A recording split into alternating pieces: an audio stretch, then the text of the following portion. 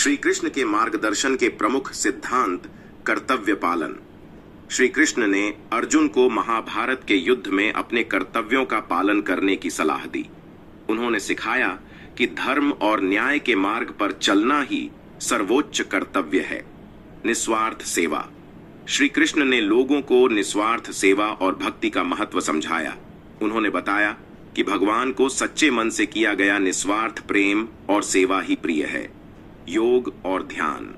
श्री कृष्ण ने भगवद गीता में ध्यान और योग के महत्व पर प्रकाश डाला। उन्होंने बताया कि योग और ध्यान से मन को शांत और स्थिर किया जा सकता है। समता और संतुलन। श्री कृष्ण ने सिखाया कि जीवन में संतुलन और समता बनाए रखना आवश्यक है। सुख और दुख, लाभ और हानि, जीत और हार में सम रहना चाहिए। स्वधर्म का पालन। श्री कृष्ण ने प्रत्येक व्यक्ति को अपने स्वधर्म का पालन करने की सलाह दी। उन्होंने बताया कि अपने धर्म और कर्तव्यों का पालन करने से ही जीवन सफल होता है। न्याय और सत्य। श्री कृष्ण ने न्याय और सत्य के मार्ग पर चलने की प्रेरणा दी। उन्होंने बताया कि सत्य और न्याय की जीत हमेशा होती है। अहंकार का त्याग। श्री कृष्ण ने अहंकार और अज्ञानता को छोड़कर विनम्रता अपनाने की सलाह दी। उन्होंने बताया कि अहंकार से विनाश और विनम्रता से विकास होता है। सद्गुणों का विकास।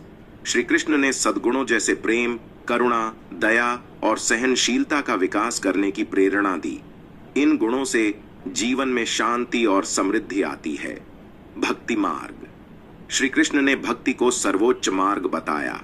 उन्होंने कहा कि सच्ची भक्ति से भगवान की कृपा प्राप्त होती है। सांसारिक मोह का त्याग। श्री कृष्ण ने सांसारिक मोह, लालच और वासनाओं का त्याग करने की सलाह दी। उन्होंने सिखाया कि मोह मुक्त होकर ही आत्म साक्षात्कार और परम आनंद की प्राप्ति हो सकती है। इन सिद्धांतों के माध्यम से श्री कृष्ण ने जीवन को सफल, सार्थक और धन्य बनाने की शिक्षा दी है।